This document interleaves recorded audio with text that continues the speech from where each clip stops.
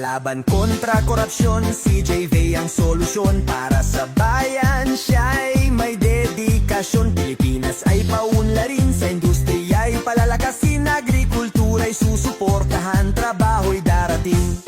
JV Hinlo sa Senado, numero 30 sa balota. Para sa bayan, siya ang ating pag-asa.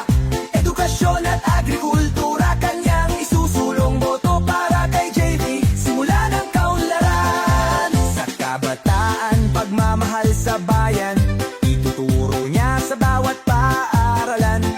Pilipinas na mas maunlad, kanyang hangarin. Sa Senado, si JV ang ating piliin. JV Hinlo sa Senado, numero 30 sa balota. Para sa bayan, siya ang ating pag-asa.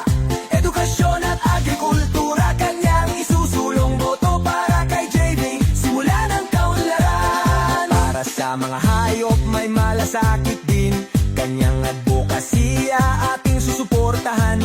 Sa Senado, si JV ang kailangan. Numero 30 ating iboto sa Senado.